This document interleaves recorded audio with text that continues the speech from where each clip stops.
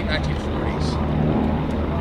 So I think they learned a little bit about stealth back then, observability through radar. The ultimate iteration of this is the B-1 bomber, B-2 bomber. Exactly. Northrop painted these airplanes in a combination of blue or yellow paint alternating. Some of them were blue on top, yellow on bottom, and this one is vice versa. That was for identification in case the aircraft ever went down. It would be easy to spot. You know, yellow is highly visible. You know, the Orr brothers had a few iterations. They didn't put nearly as many hours in the air with their airplanes as the Northrop did.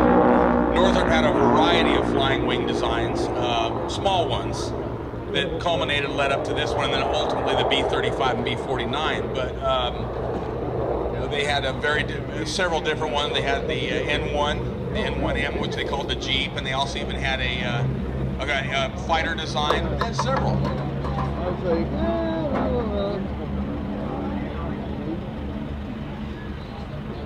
Yeah, what you're seeing up there is the only one in the world, and we hope you appreciate it. Quite a few of our planes out here are the only flyable versions in the world, too. So that's right. This museum is unique.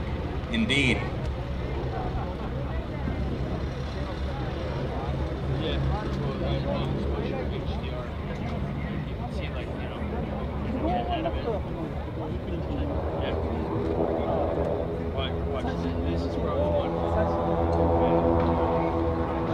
And again, the distinctive sound of the Franklin air-cooled engines. I think they have somewhere in the region of about 200 horsepower each.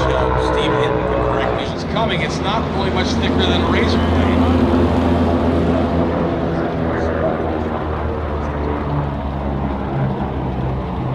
There's always some politics involved, and Jack Northrop was not immune to any of that stuff.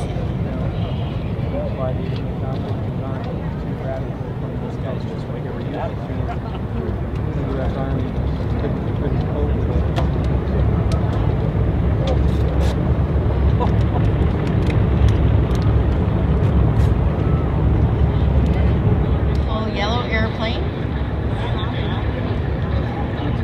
and it looks like Rob Harrison will be taking the runway here pretty soon.